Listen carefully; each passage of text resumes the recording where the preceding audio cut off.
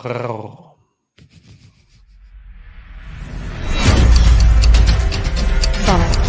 4, 3, 2, 1. Welcome to HVAC Success Secrets Revealed, a show where we interview industry leaders and disruptors, revealing the success secrets to create and unleash the ultimate HVAC business. Now your hosts, Thaddeus and Evan. Hey, what's going on, everyone? Welcome back to another HVAC Success Secrets Revealed with Thaddeus and Evan, your HVAC internet marketing experts, where we have good conversations with good people, and any good conversation worth having is worth having drunk. Cheers. Tersh. Cheers. Got Welcome back, brother. Copper shot glass here. Perfect. Well, this morning I was watching Tersh's show and getting a lot out of it, dropping some funny comments on that one and hijacking his show.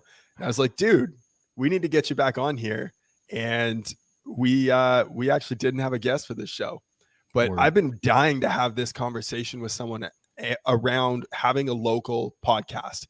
And Tersh, I mean, he's the owner of Service Emperor, crushing it with his business there as a remote business, going completely paperless. And if you want to go back and listen to that show, you absolutely should, because there were some great nuggets in that one.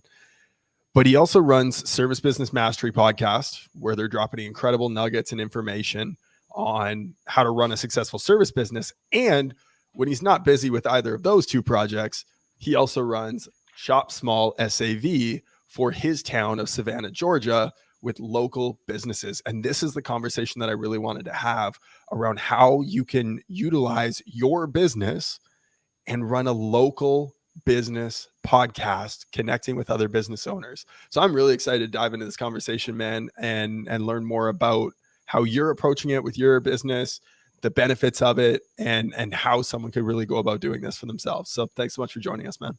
Yeah, man. It's my pleasure. Awesome. I love talking on the microphone. You're pretty good at it, so that makes sense. So where did the idea come from for Shop Small Savannah? Like, why did you want to start that?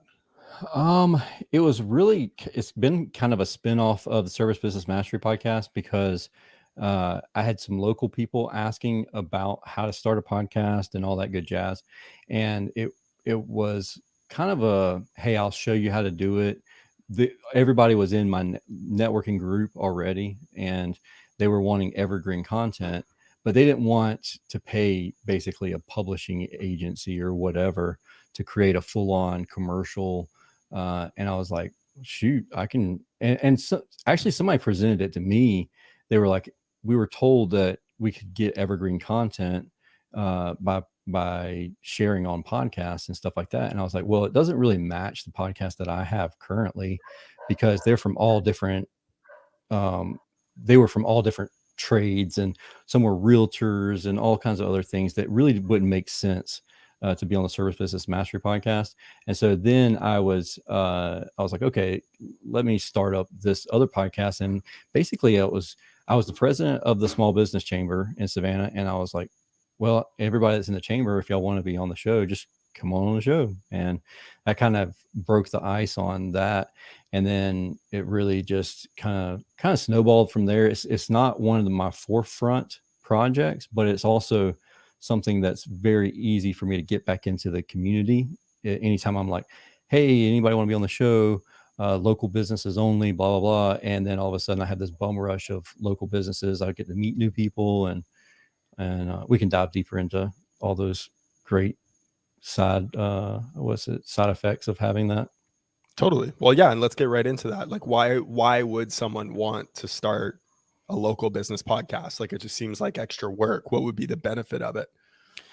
Yeah, it can definitely be extra work, especially if it's not something that it comes second nature to you, like it does to me. Like most of it, a lot of times, and maybe you correct me on this if I'm wrong, because I'm really out of touch with reality here lately, but it's something like 3-to-1. So ratio of how long it takes to edit a show versus the recording. So if it's an hour long, it takes 3 hours to edit it and publish it and all that good jazz. You're supposed to edit it after? Whoops. So the way it works with me is a good friend of mine, Zach Ciota, told me this one time, and it kind of stuck with me, and I took it.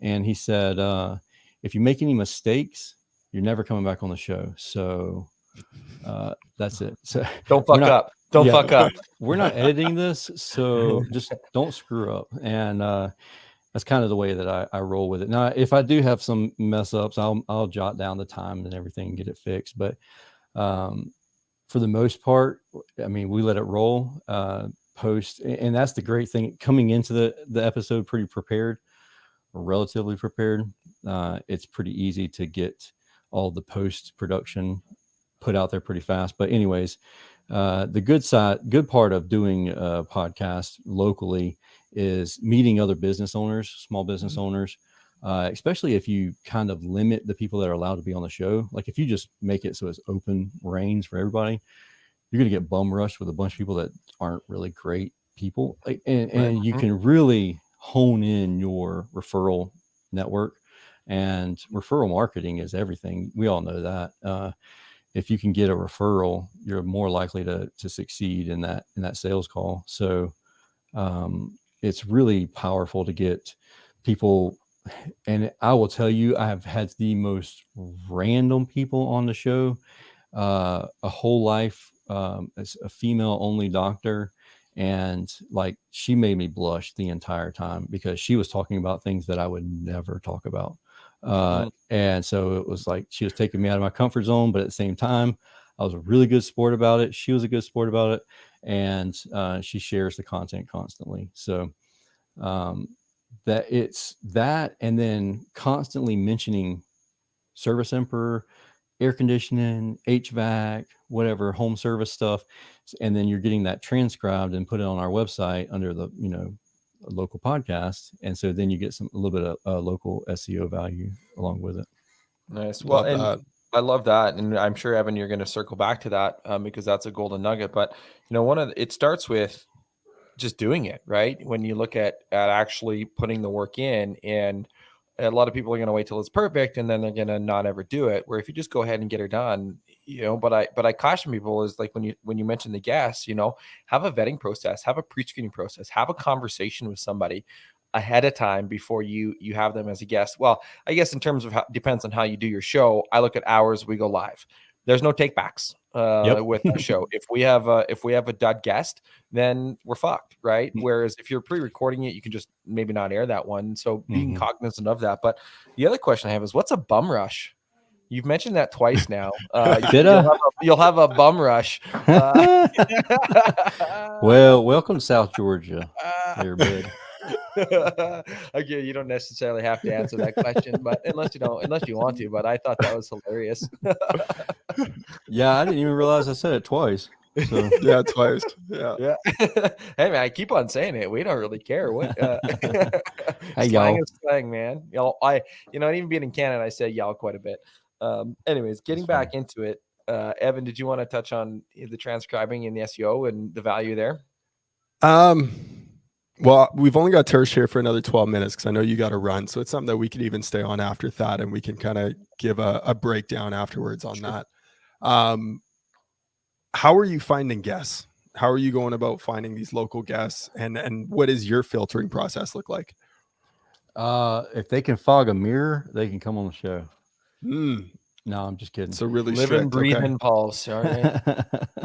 No, it's one of those things where it's a relationship thing. And the chamber is the easiest place to get people to come on the show. And I was actually talking to someone the other day about this, Monday or Tuesday of this week.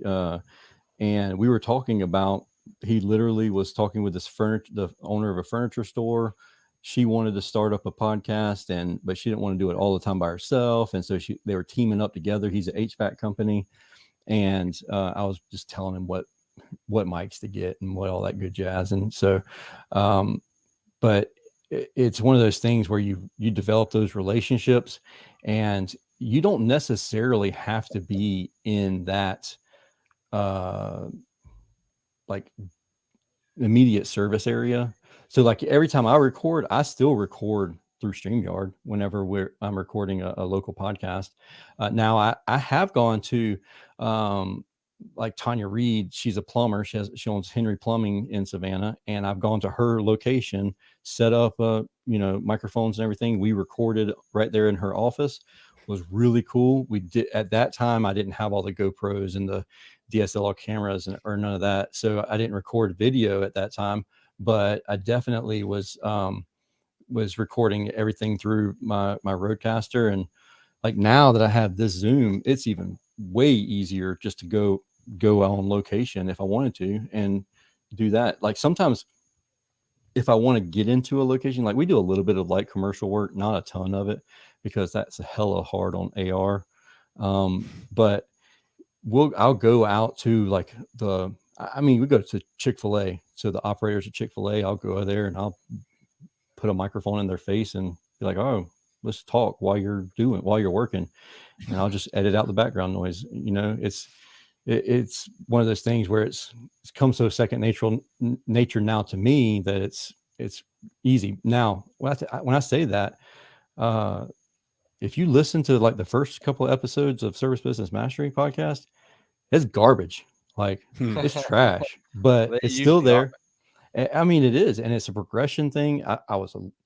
It was way over edited because I was like, and I don't know what to say, like just long pauses. But that's what the editing software is, whatever you're using. That's what it's there for. So if you want to practice on it, but yeah, Chamber Commerce is the easiest place, and then Facebook is another place. Two questions. I mean, I want to, I guess I'll ask the first one. So somebody's sitting here, like you're talking a few equipment of what people would need. So obviously, I mean, we all have microphones now in terms of what we're doing. I just got mine. Thanks, Evan, for pushing me for a year to get it. But I love those Rode the pod mics. Yeah, bang. The money. Right. Like I think it was $200 Canadian, roughly, give or take. And so for me, $50 US, right, more or less. I think by the time I got my arm, my mic, my XLR cable, and I used the Focusrite Scarlett just for the desk, for the bang for your buck, it was like $330 Canadian. And now somebody might be looking at it and it's like, well, I got to spend that much money. And if you're going on location, 2 mics, different things. If you're to say, is there starters equipment that a person can get by with to be able to make it work? Oh yeah, absolutely. You literally can take your phone with I usually have them sitting right here with just some Movo lav mics. Yeah. Just get you some. I mean, they're like $50 maybe for the Movo ones off of Amazon, and they can go right into the bottom of your phone, and you can record it right there, and you can use anchor.fm. Yep. And you can literally record right in there. You can edit through Anchor and all that good jazz, and then upload it right there, and that goes to the podcast. I mean, that's the easiest way to do it. So are those like a lavalier mic type thing? Yeah. So if anybody's watching, this is how I started with it, right? This is actually a splitter. Yep. So it's a 1/8 jack splitter, but then I have the 2 lavalier mics. So this one end goes into the phone. You can get an adapter for those with the Androids now, where they don't have the 1/8 jack, and you just get an adapter, and then you've got 2 lavalier mics. And I think this was the same thing, like $30-$40. Yeah, exactly. I mean, it's really cheap. Now, when you do something like that, you're going to have a lot of background noise. If you're on site at a Chick-fil-A and there's like crying baby in the background, would you like fries with that? Yeah, something like that. You're not going to edit that kind of stuff out. If you're okay with that, then roll with it, man. And sometimes the underproduced shows sound even better than the overproduced ones, but it is always nice to be able to just throw you a little in there too, which is difficult to do whenever you're recording on your phone. Totally. 100%. And you don't need to get fancy with things, especially if it's going to be audio only. You don't necessarily need the high-end video stuff, but even if you wanted to go video, like you have the XL or the DSLR camera route. I know Evan has the DSLR. He went the camera route. I went the webcam route, and my webcam was Canadian dollars, $80. So I look at that and okay, if I wanted to get a second microphone, I'd be $500-$600 into it for the audio itself. But if I was to get her all set up, right, to do it with the actual microphone, but you can get going for $130-$150 if you wanted to have the webcam model, because you're bringing a laptop and what have you. The one thing that I wanted to know is, so do you take this, and this is just a thought. I remember back one of my old clients in another business, he did like an Ask the Expert segment on AM talk radio, like super early in the morning. I don't know what he really got out of that.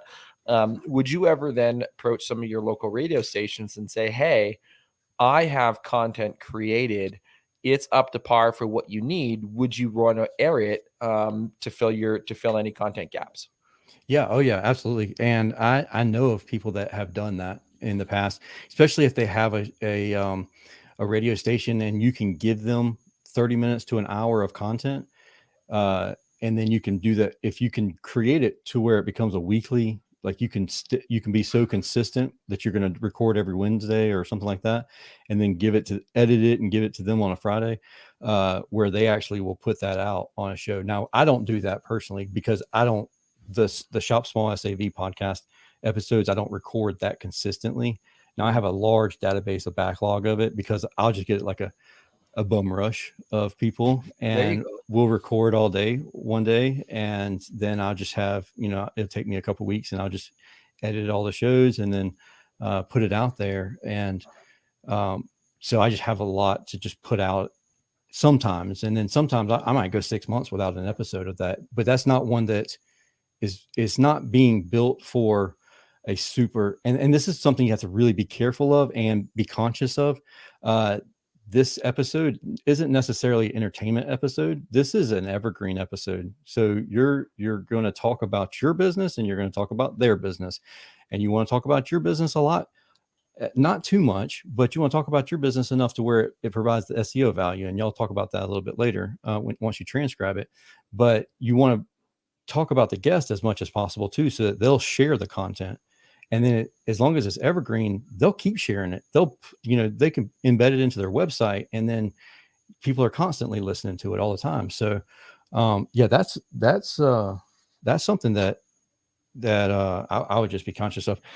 Another thing I want to add real fast. So this is excuse my my Velcro here, but it's these came out pretty recently. So good. Yeah.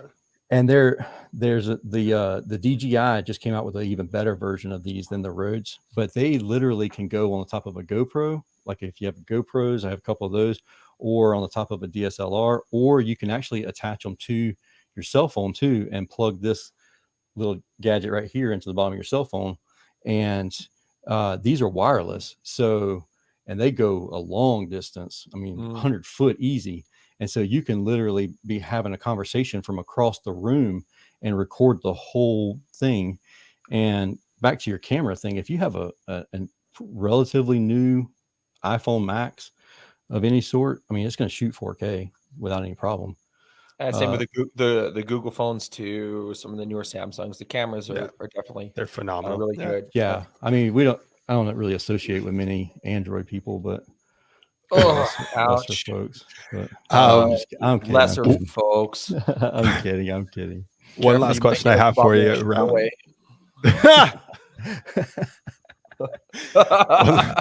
One last question I have around the guests there. Would you consider having on competition? That's a good question. Yeah, I mean, it depends on the relationship you have with someone. Obviously, if they're not in the house. That's Gil. Hey, that's Gil KV over there. So Apple Horse.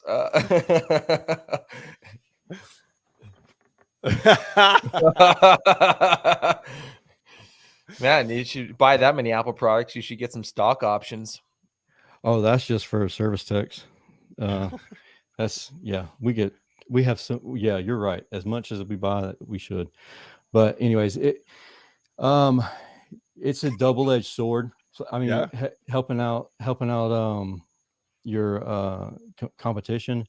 If you have a good working relationship, it's great to be able to have someone to pass stuff along to, especially the shit jobs. Like, hey man, I got a great opportunity for you. this person is an awesome individual. You should take them as a customer. No, but yeah, as long as you have a good working relationship and you know, like you have something worked out where you're not going to steal clients from each other, Right. that's one thing. But I have one friend of mine who has a great disposition on this whole thought process. And he said that everyone is his enemy and he's out to kill everyone. So there are no friends in his same workspace. So, wow. Which I get it 100%. I get it. Yeah, I think there's certain people. Is that Josh? No, not Josh. It's actually Gil. But don't tell him I said that. I'm just kidding.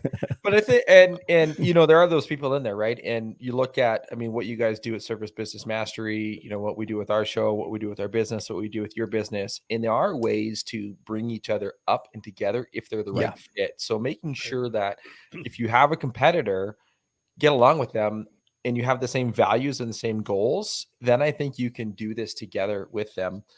Yeah, there are times whenever we are just slammed and we get new calls that are coming in, and I hate to just say, I don't know who to call or just dial the next person on the list. It would be better if I could just refer them to X, Y, and Z business and say, hey, I referred that person to you. Now give me some money.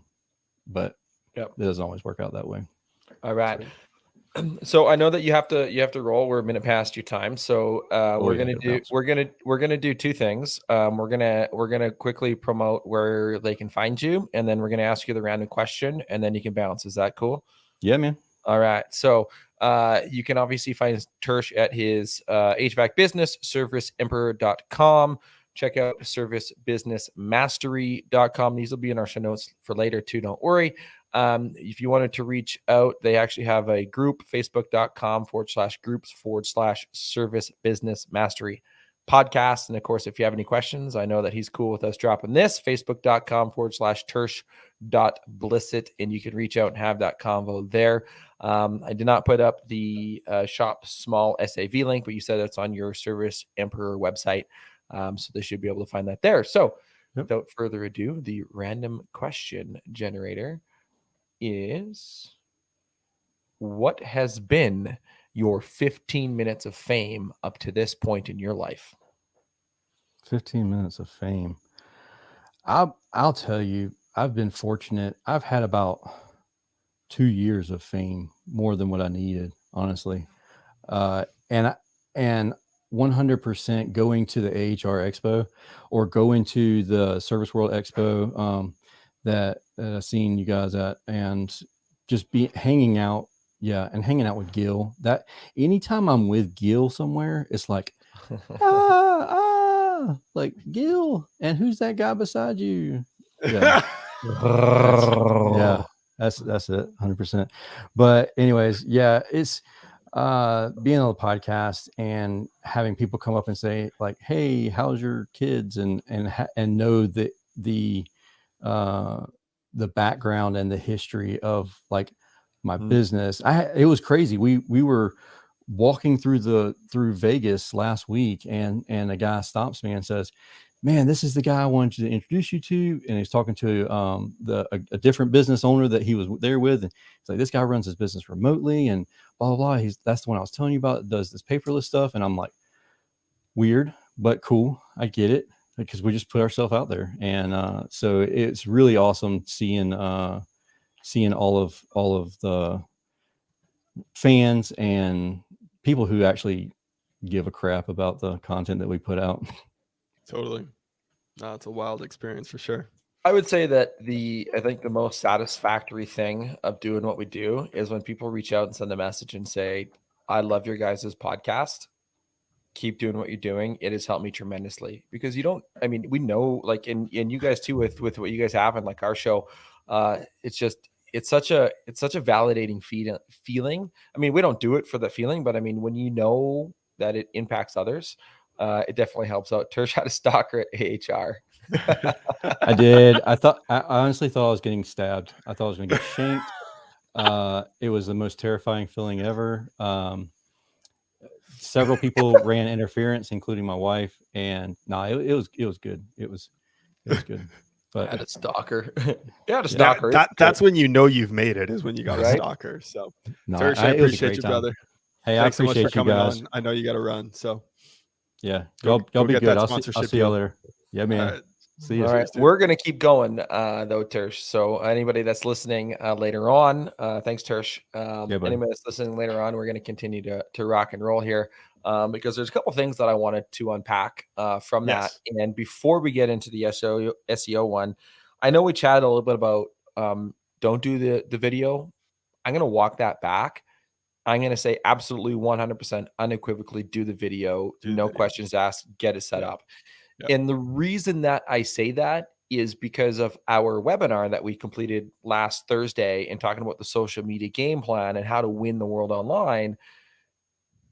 When you have content that you're already doing anyways, cut that shit up into snippets. And you can do, like, if you're talking 30-minute episodes, you can have a handful of 3 to 4 minute snippets and then have a handful of 1 minute snippets and under for all the different places, and then post that shit everywhere, because that's what's going to really impact that to be able to grow it. So that would be one thing that I would say unequivocally do. Make sure you do the video on there. Totally. No, if you're going to be doing it anyways, why wouldn't you create the video, right? Like, it's just another way for someone to consume your content. Then you can put that on YouTube, where majority of the people who watch a YouTube video actually don't even watch it. They just listen to it. Mm-hmm. So you're just missing out on another platform that you could be on by not doing video. Right. Not to mention the extra cut ups and everything else that can come of it. Gary V style. I'm assuming that that's Gil dropping that. So, but that's exactly it. You watch him and what he does. He's the master. It was actually Everett. Oh, Everett. Okay. Sorry. My bad. I mean, they're kind of one and the same, aren't they? I mean, one's from Jersey, but I'm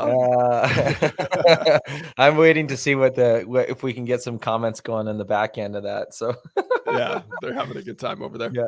But yeah, so I would definitely say video is definitely the best way to go about doing that. The transcription, I did want to touch on this. So yes. You definitely need to. Hey, I'm from Canada. Hey, I only know my accent. You know what's funny? Somebody asked me the other day, do you guys actually say sorry all the time? I'm like, yeah, absolutely. Sorry for saying that. And they're like, what? I'm like, yeah, we actually say sorry a lot. Like, you run into each other and it could be their fault. Like, you're in the grocery store, you both turn a corner and like I run into somebody, we're both like, oh, sorry. You don't quite get the door. You don't quite get the door for somebody, and you see that after the fact, and you reach back, you're like, oh, sorry, I didn't get the door for you. And they're like, you guys say that? Like, yeah, absolutely. Anyways, all the time.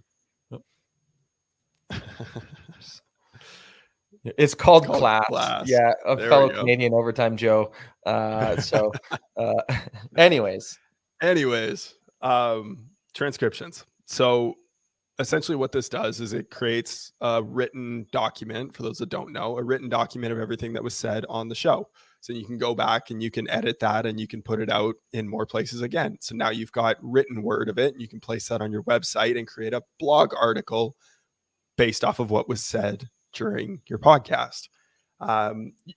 In some cases, you could do the full article or in the full show. Like, I know Tersh does that with his episodes, because his episodes are generally a little bit shorter than ours are. Our show's an hour long, so I don't like to do a full transcription of our show. We'll instead do little cut-ups and snippets of it, which we're working on and having staff go back and redo it over the last year of content that wasn't happening. So that's kind of the couple different ways that you can do that. The benefit being the SEO rankings. And this was something that I had suggested to another person, Anthony Wright, he's the Scientech. He's got his own Louisville show, which was really what sparked this whole conversation in the first place. Was I suggested to him, like, what are your thoughts around having a competitor come on your show? And the reason why I really love the idea is because now you can essentially arbitrage the conversation, make it all about things that you're really strong at, create a blog article on it, and then take the SEO from his content or their content and be able to put it on your website. Like, what are your thoughts around having competitors come on your show? Well, look, we've had competitors on our show. Yeah. For us, right? I mean, in the digital marketing realm, and I'm a big fan of sharing the wealth. I mean, there's enough business for people to go around. I would say though, vet the people that are going to come on the show. Yes. The guests that we've had are vetted. I'm not going to bring any, like when I look at particularly our show, I'm not going to bring any digital marketing person onto the show. I'm going to have a conversation. I'm going to vet them, and I'm going to make sure they have the same end goal that we have, which is looking out for the contractor, the business owner, number one, above all else, and others don't have that. And so if you can have that, that same philosophy when it comes to growing your business, I think there's power together versus power. You don't have as much power, right? And like I know Tersh mentioned that he's like, when they're slammed, he would much rather have somebody to refer to, because and here's the thing that I think about in being a consumer myself, and even calling one of my clients when my furnace broke down, and he's like, I'm sorry, I'm slammed, I can't get there, but here's another person, they'll take care of you. And I'm like, fuck, that's respect, right? He doesn't just leave me in the winds to try to find somebody else on my own. He's like, nah, this is a guy that I work with, so I trust him. You should trust him too. And that's basically what that says. And so if you have that relationship to be able to do that, and then you show your competitors together, now you're building everything up, instead of tearing each other down. And I'm always a fan of building up. I mean, as much fun it is sometimes to tear shit down, it is way better when you're together building each other up. 100%. Well, and it also comes back to what's your mindset, right? Like if you have a scarcity mindset where there isn't enough business, I need to take all the business, it's me versus them. I'm sorry, but eventually you're going to lose. Tersh's buddy that has that kind of mindset where everyone's his enemy, he will lose. Yep. Right? An abundance mindset says there's more than enough for everyone to have, and I'm going to go out.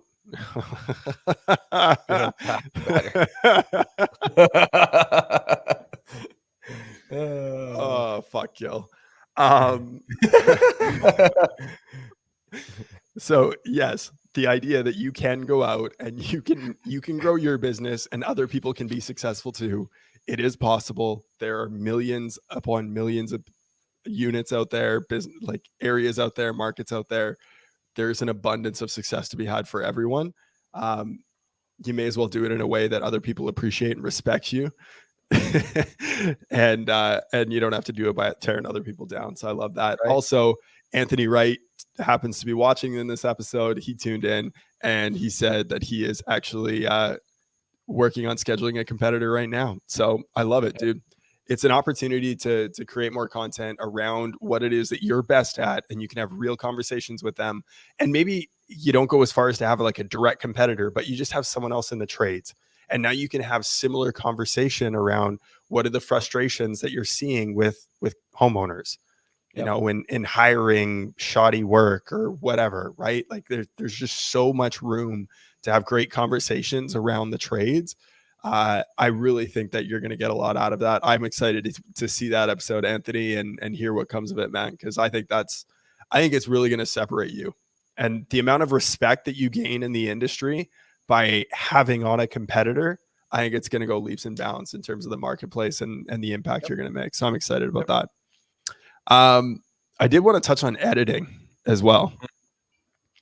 And the amount of time that someone could spend on editing an episode, because it can be a fucking mindless, endless loop, and it takes away then from you being able to get any content out at all. So I know what our thoughts are on editing, but I want to hear it from you. What are your thoughts on editing and how much time someone should be spending on it? I'm assuming that's Gil saying it's a lot, ! That's actually Anthony. Anthony. That. It can be overwhelming. And I think we take it to the extreme of not editing as much as we probably should. And I know that you've pushed back quite a bit on that in terms of, especially when you have it on the podcast platforms itself, because you want to make sure that the quality is good. Like if somebody's sitting here watching and I lean my chair back, it's actually not squeaking. I tighten up the bolts and it finally stops squeaking. I was like oiling it every couple of days. But if somebody hears a chair squeaking in the background when they're listening to a podcast, it annoys them. If they hear a chair squeaking and they're watching the show, they have a little bit more leeway. And so there's kind of a fine line, I think, between in balancing the two. I'm always a fan that raw and real tends to capture more than perfect and scripted. Right. So when you look at editing your show, do enough that you think would the average listener would be happy with. Not that you would be happy with, what the average listener will be happy with. Do a show, put it out onto your podcast networks, and then listen to it yourself. Do you get annoyed by like some of the squeaks in the background or something in the background noise? Can you tune it out? Those are some of the things that I would look at. You know, I've listened to some of ours and I was like, you know what? Okay, they make do. They could be better, but they're out. Right. Done is better than perfect. Yeah, I was just going to say it's something that you said more than 3 times on this show before is done is better than perfect, right? Get it out. Just do something. Yep. You know, a friend of mine when I was running my Cutco office said to me, you know, do something, not nothing. Right. Yep. And so if you have something that's out there, it's going to be more beneficial to your business than you sitting there humming and hawing as to whether or not it's perfect. And I even made this suggestion to someone who wanted to start a podcast in something completely irrelevant to the trades. But I was like, hire someone else to do the editing on Fiverr. Yep. Because you're going to be way more of a harsh critic than they will be. And then at least something will be going out. But here's the other thing is that when you find somebody, they're an expert. Yeah. Why would you, if you have no, and like, all right, I actually like doing some of the back end stuff. I know that Gil likes doing some of the back end stuff. Tersh likes doing some of the back end stuff and the editing and such. But when it comes to actually doing it, I'm not an expert in it. It's going to take me 3 to 4 times as long as paying an expert to do that. And so what's your time worth too? Totally. You have to look at that and saying, okay, do I have a lot of time? My business is set up and I'm doing this as a fun project, or I'm still in the throes of growing my business. I'm scaling it. I don't have much other time. This sounds like a good strategy. Great. Then hire the rest of that stuff out. Totally. I will give you one hack on editing. There's a product that's relatively inexpensive. Like I think it's less than $30 a month for the pro plan. It's called Descript. And what it allows you to do is you can upload the video, it'll fully transcribe it for you. And then you can actually edit the video by editing the text. So you can do like a search, you know, Control F on your computer and find everywhere where it says, right? All of those filler words that we put in there and just delete them. And then it will automatically delete them on the audio and the video. So there's a quick ninja hack for you. They actually do have software that you can add on to that will just eliminate filler words altogether. But it will also take, there's a filler word that you can cut out right there. It can also take duplicate recordings. So like on StreamYard here. So Thad and I are recorded on separate audio files. Let's say that we talk over one another during one part of the show. We can delete the audio. We can delete the audio from Thad there when he was just an arrogant prick. So that's another cool feature within that software, but it makes editing really easy. You don't have to be an expert audio editor. It makes it really easy because it's as simple as editing a Word document. So that's one little cool little ninja hack that you can use. And then there's all kinds of sweet things that we use it for in terms of creating video ads and fun stuff like that. But I do love some of these things that Gil threw up here. So I wanted to highlight them. You know, he said the message is the most important part. If we can make it sound as good as we can, we'll be fine. Yep. And then also understanding that you are not a radio host. You're a tradesman, right? We're marketing guys. We do marketing and just love having conversations and pulling out and extracting ideas from people. So when you're listening to our show, I'm not an audio editor. I couldn't edit this stuff to save my life. That's not what I'm good at. I'm good at boosting businesses, right? So when it comes to editing this stuff, if people don't understand that when they're listening to it and they stop following us because the audio isn't perfect, oh well, right? That's a nice squeaky chair in the background. Yeah, exactly. So give yourself some grace as well, and understanding that, you know, the perfect audio isn't necessarily, one, is it attainable? Probably not. Two, is it necessary for you to have a successful show? And I really don't think it is. I do. Well, I mean, for a year, I did not even have this microphone. Right. I use my headset. I use my old Apple earbuds. And was it perfect? No. Was it good enough? Yes. Totally. So you look at that, right? And you can upgrade your stuff over time. I think the benefit, though, is making sure that when you do it, do something with it. Yes. That's the underlying thing. We've covered a lot over the last 40 minutes. And if it comes down to one thing, do something with it. Yeah.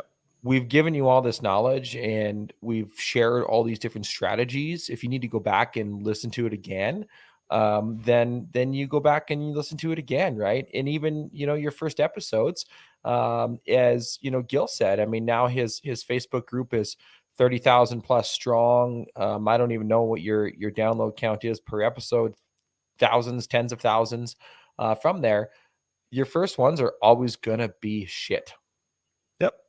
They absolutely are. That's and I've said this numerous times about some of our video that we've done that will maybe one day see the light of day. They're just sitting on the Google Drive somewhere from when we first started with no audience. But even looking back to when our show started, same thing, right? Like it was you and I sitting around drinking whiskey, going live with Zoom onto our Facebook with nothing else. That was it. You got to start somewhere. But when you start, that's going to give you the skills to get better. Yes. Absolutely. Again, it comes back to do something, not nothing, right? And do something with it. I think the people who are going to take this and run with it are going to see massive success. That's my prediction. The ones that don't and just sit on their hands and say, this is a good idea, I mean, they're probably still okay because they're listening to our show, so they're picking up some nuggets. The ones who looked at this episode and said, I'm never going to run a podcast, that's ridiculous, why would I do that? They're the ones that are really going to struggle. Right. Well, here's the other thing too. And there's going to be different types. Like you mentioned, the people are going to listen to this. That's a great idea. And they're going to do one and they're going to fall off because of the upkeep that goes in behind that. If you're like, that's a great idea, I have more money than I have time, I'm going to record this, but I want to send it to somebody else to do all the editing and posting and yada, yada, yada, yada. Well, reach out to us. Let's have a conversation. We have clients that are literally doing the exact same thing that we just talked about. And we're running all of those snippets all throughout their social platforms and building their audience within their local market. So there's that option too. The other one is, well, you do it all yourself or hire to do it all yourself, which is also a completely viable option. There's going to be a learning curve involved with that though. Yeah. Like Gil just said, right? It was countless hours on YouTube. You know, YouTube's a powerful tool. Yep. YouTube University. Yeah, man. Better than my university degree that's in the background of our videos. 100%. You know what's actually funny? So I'm gonna say something about that degree. I didn't even want to get it printed out. I didn't even want to put it in a frame. I'm like, you know what? I got my degree. Cool. It's probably gonna get me my first like 1 or 2 jobs out of university, and it did. After that, it hasn't really done much for me in terms of like getting a career or moving up the ladder because I went into business for myself. But you know, my mom pushed me to get it framed, and I'm kind of glad that I did because it is an achievement. But you can learn a lot more, I think, on YouTube University and going out and doing the hustle. That's a different topic for another day, though. Oh, I 100% agree. Yeah, I forgot what I was going to say. It's probably something good, but it's gone now. That tends to happen. All right, man. Well, at the end of the day, I really think that this is a great thing for local businesses and something that for the select few that choose to do it, like it's going to lead to massive success. It's going to lead to some really, really great relationships that you might not have been able to develop without it. Yep. You know, being able to reach out to some of the biggest business owners in your area and even go beyond your city, go within the state and reach out to some of them and start to build some relationships, because who's going to say no to wanting to be on a local business podcast? Right. It's something that most people don't get the opportunity to do.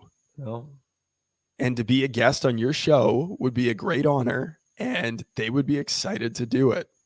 And now all of a sudden you have a relationship with someone, and then you can start to nurture that relationship, build that relationship, and then referrals and everything else that will come after it. Right. But it starts with that first conversation and getting your foot in the door.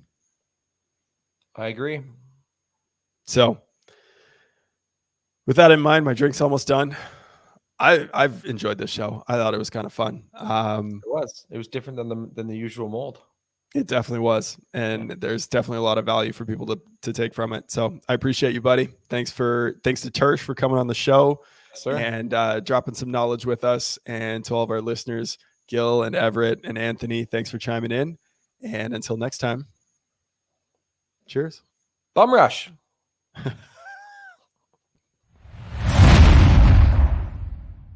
Thanks for watching another episode of HVAC Success Secrets Revealed. Before you go, 2 quick things. First off, join our Facebook group, facebook.com/groups/HVAC Revealed. The other thing, if you took one tiny bit of information out of the show, no matter how big, no matter how small, all we ask is for you to introduce this show to one person in your contacts list. That's it. That's all. One person. So they too can unleash the ultimate HVAC business. Until next time, cheers.